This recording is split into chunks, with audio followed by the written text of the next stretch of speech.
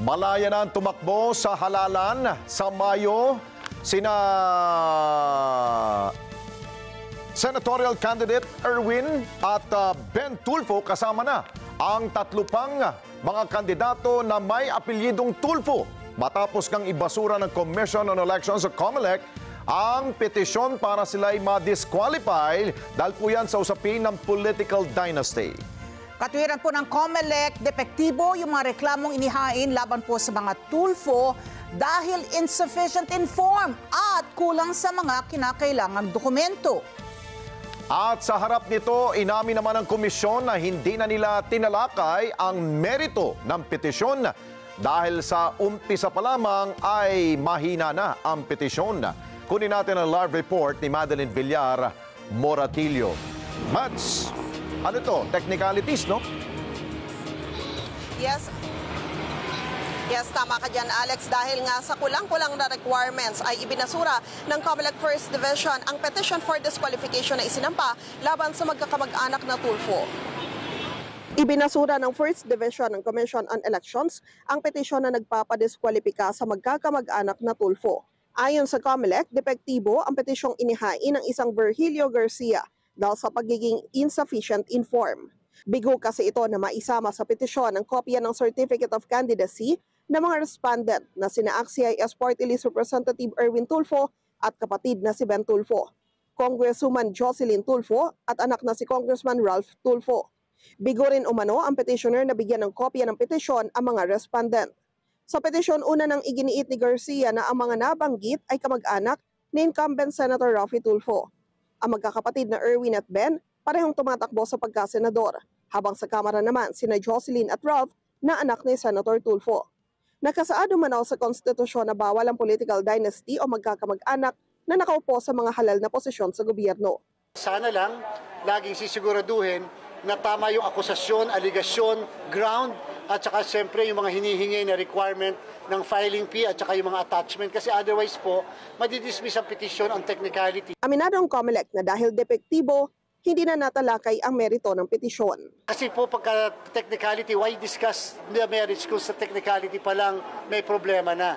Ang merits ay dinidiscuss lamang at tinatalakay kung walang issue ng technicality.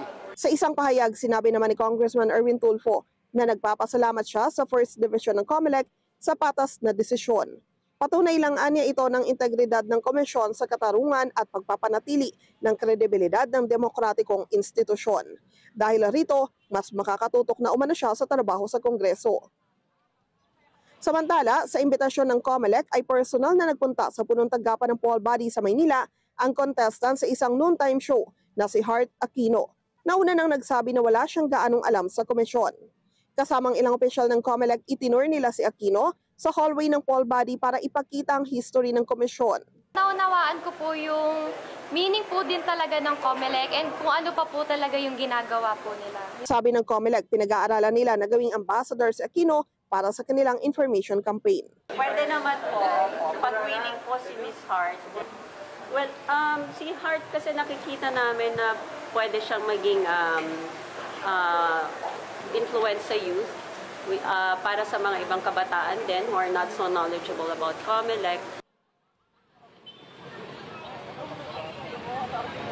Dahil dyan, isang petisyon na lang ngayon ang nakapending sa First Division din ng Commission on Elections. Pero yun naman ay yung petition for disqualification na para lamang kay Congressman Erwin Tulfo. Habang yung petitioner naman doon sa petition laban sa magkakamag-anak na Tulfo ay may pagkakataon siya na makapaghain ng motion for reconsideration, pero yon ay sa Commission en banc na. Balik sa inyo dyan, Alex. Okay, kung technicalities yan, Mads, yung kopya ng COC, saan ba pwedeng hingin yun?